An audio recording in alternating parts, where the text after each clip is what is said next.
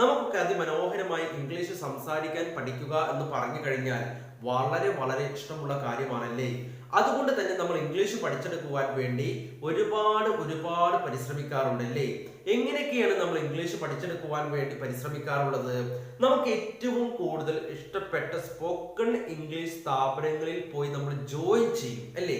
എന്നിട്ട് നമ്മൾ നമ്മുടെ പഠനം കണ്ടിന്യൂ ചെയ്യും. പക്ഷെ ഈ ഒരു പഠനം കണ്ടിന്യൂ ചെയ്യുമ്പോഴാണ് നമുക്കൊരു യാഥാർത്ഥ്യം മനസ്സിലാക്കുക. എനിക്ക് ഒട്ടും ഇംഗ്ലീഷ് അറിയില്ലല്ലോ, എനിക്ക് ഇനി ഇംഗ്ലീഷ് പഠിയുമോ, ഞാൻ കുറച്ച് വർഷങ്ങൾക്ക് മുൻപേ പഠിച്ചു തുടങ്ങിയാൽ മതിയായിരുന്നു എന്നൊക്കെ അപ്പോഴാണ് നമ്മൾ ചിന്തിച്ചു തുടങ്ങുന്നത്.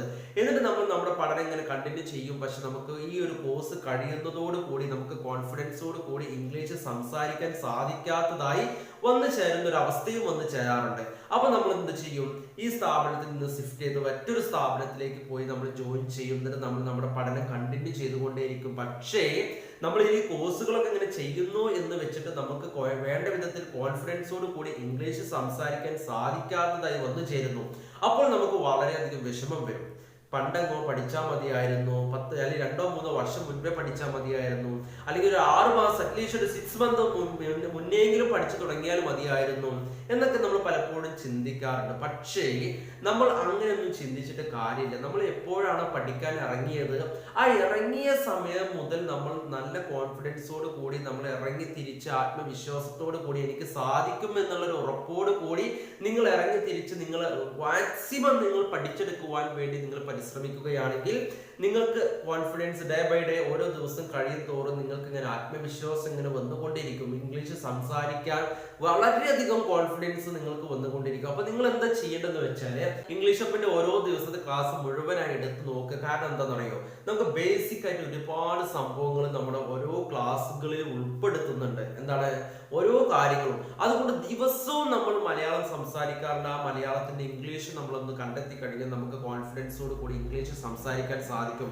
അല്ലെങ്കിൽ എന്താണ്, നമ്മൾ ഗ്രാമർ പഠിക്കും. ഈ ഗ്രാമറിന്റെ പുറകെ സഞ്ചരിച്ച് ഒരുപാട് ദിവസങ്ങൾ കടന്നുപോയി, ഒരുപാട് മാസങ്ങൾ കടന്നുപോയി, എന്നിട്ട് നമുക്ക് കോൺഫിഡൻസോട് കൂടി ഇംഗ്ലീഷ് സംസാരിക്കാൻ സാധിക്കില്ല. അതിനേക്കാളും നല്ലത് എന്താണെന്ന് അറിയോ, ദിവസവും ഉപയോഗിക്കുന്ന ചില കാര്യങ്ങൾ നമ്മൾ പകർത്തുകയും അത് മനസ്സിലാക്കുകയും നമ്മൾ നമ്മുടെ മലയാളം സംസാരിക്കുന്നതിന്റെ കൂടെ തന്നെ ഇംഗ്ലീഷ് സംസാരിക്കുകയും ചെയ്ത് കഴിഞ്ഞാൽ നമുക്ക് അല്പമെങ്കിലും കോൺഫിഡൻസോട് കൂടി സംസാരിക്കാൻ സാധിക്കുമെന്ന് തന്നെയാണ്. എനിക്ക് വറുത്ത ആഹാരം ഇഷ്ടമില്ല, എനിക്ക് സാലഡ് ആണ് കൂടുതൽ ഇഷ്ടം, എനിക്ക് വെളുത്തുള്ളി ഇഷ്ടമല്ല, ആ പെണ്ണിന് മുട്ട ഇഷ്ടമല്ല, അവൾക്ക് വറുത്ത ഭക്ഷണം ഇഷ്ടമല്ല, എനിക്ക് കോക്ക് ഇഷ്ടമല്ല, അത് ആരോഗ്യത്തിന് നന്നല്ല എന്നിങ്ങനെ ഒരു ദിവസം മലയാളത്തിൽ അനവധി തവണ നമ്മൾ ഉപയോഗിക്കാറുണ്ടെങ്കിൽ പോലും ഇത് വളരെ സിമ്പിളായി എങ്ങനെ ഇംഗ്ലീഷിലേക്ക് മാറ്റുക എന്നുള്ളതാണ് നമുക്ക് അറിയാത്തതല്ലേ. എന്നാൽ നമുക്ക് ഇംഗ്ലീഷിലേക്ക് ഒന്ന് മാറ്റിയാലോ? നോക്കിയോക്കെ അല്ലേ. എനിക്ക് വറുത്ത ആഹാരം ഇഷ്ടമില്ല, എനിക്ക് സാലഡ് ആണ് കൂടുതൽ ഇഷ്ടം. എന്താണ്? I don't like fried food എന്ന് വെച്ചാൽ എനിക്ക് വറുത്ത ആഹാരം ഇഷ്ടമില്ല, എനിക്ക് സാലഡ് ആണ് കൂടുതൽ ഇഷ്ടം. I prefer salads. എന്താണ്? I prefer salads. അടുത്തെന്താണ്? എനിക്ക് വെളുത്തുള്ളി ഇഷ്ടമല്ല, I don't like garlic. I don't like garlic. ആ പെണ്ണിന് മുട്ട ഇഷ്ടമല്ല, that woman doesn't like eggs. That woman doesn't like eggs. അവൾക്ക് വറുത്ത ഭക്ഷണം ഇഷ്ടമല്ല, she doesn't like fried food. അവൾക്ക് വറുത്ത ഭക്ഷണം ഇഷ്ടമല്ല, she doesn't like fried food. എനിക്ക് കോക്ക് ഇഷ്ടമല്ല, അത് ആരോഗ്യത്തിന് നന്നല്ല. I don't like coke, it is bad for health. എന്താണ്? I don't like coke, it is bad for health. കാരണം വളരെ സിമ്പിൾ ആയിട്ട് മനസ്സിലായില്ലേ? ഒന്നും കൂടെ നോക്കി നോക്കാം. എന്താണ്? എനിക്ക് വറുത്ത ആഹാരം ഇഷ്ടമില്ല. എന്താണ്? എനിക്ക് സാലഡ് ആണ് കൂടുതൽ ഇഷ്ടം. I don't like fried food. എനിക്ക് വറുത്ത ആഹാരം ഇഷ്ടമില്ല, I don't like fried food. I prefer salads.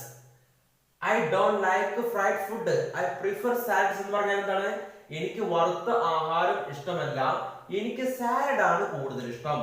എനിക്ക് വെളുത്തുള്ളി ഇഷ്ടമല്ല. I don't like garlic. I don't like garlic. ആ പെണ്ണിന് മുട്ട ഇഷ്ടമല്ല. That woman doesn't like eggs. അവൾക്ക് വറുത്ത ഭക്ഷണം ഇഷ്ടമല്ല. She doesn't like fried food. എനിക്ക് കോക്ക് ഇഷ്ടമല്ല, അത് ആരോഗ്യത്തിന് നന്നല്ല എന്ന് വെച്ചാൽ എന്താണ്? I don't like coke, it is bad for health. കണ്ടോ? വളരെ സിമ്പിൾ ആയിട്ട് മനസ്സിലാക്കാൻ പറ്റിയില്ലേ? അതുകൊണ്ട് നമുക്ക് 3-4 എക്സാമ്പിൾസ് നോക്കി നോക്കാം അല്ലേ. എനിക്ക് മീൻ വളരെ ഇഷ്ടമാണ്, അത് സ്വാദിഷ്ടമാണ്. എന്റെ മാതാപിതാക്കൾക്ക് പിസ്സ ഇഷ്ടമാണ്. അരുണിന് ആപ്പിൾ അത്രയ്ക്കും ഇഷ്ടമാണ്. നിങ്ങൾക്ക് ചോറ് അത്രയ്ക്കും ഇഷ്ടമാണ്. അവൾക്ക് മാഗി ഇഷ്ടമാണ് എന്നിങ്ങനെ നമ്മൾ പറയാറുണ്ടല്ലോ. ഇത് വളരെ സിമ്പിളായി നമുക്ക് ഇംഗ്ലീഷിലേക്ക് ഒന്ന് മാറ്റി നോക്കാം അല്ലേ. എനിക്ക് മീൻ വളരെ ഇഷ്ടമാണ്, അത് സ്വാദിഷ്ടമാണ്. ഐ റിയലി ലൈക്ക് എന്താണ്? I really like fish, it is delicious. I really like fish, it is delicious. എന്റെ മാതാപിതാക്കൾക്ക് പിസ്സ ഇഷ്ടമാണ്. My parents like pizza. എന്താണ്? My parents like pizza. അരുണിന് ആപ്പിൾ അത്രയ്ക്കും ഇഷ്ടമാണ്. Arun really likes apple. എന്താണ്? Arun really likes apple. നിങ്ങൾക്ക് ചോറ് അത്രയ്ക്കും ഇഷ്ടമാണ്. You really like rice. You really like rice. എന്താണ്? അവൾക്ക് മാഗി ഇഷ്ടമാണ്. She likes Maggi. She likes Maggi. കണ്ടോ? വളരെ സിമ്പിൾ ആയി മനസ്സിലാക്കാൻ പറ്റിയില്ലേ? ഒന്നുകൂടെ നോക്കി നോക്കാം. എനിക്ക് മീൻ വളരെ ഇഷ്ടമാണ്, അത് സ്വാദിഷ്ടമാണ്. I really like fish, it is delicious.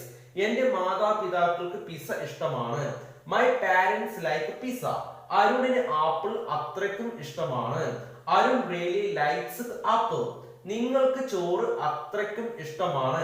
U really like rice. You really like rice. അവൾക്ക് മാഗി ഇഷ്ടമാണ്. She likes Maggi. She likes Maggi. കണ്ടോ? വളരെ സിമ്പിൾ ആയിട്ട് നമുക്ക് മനസ്സിലാക്കാൻ പറ്റിയില്ലേ? അപ്പൊ ഇത്രയേ ഉള്ളൂ നമ്മൾ ഇംഗ്ലീഷ് പഠിക്കാട്ടോ. അപ്പൊ നമുക്ക് വീണ്ടും കാണാം.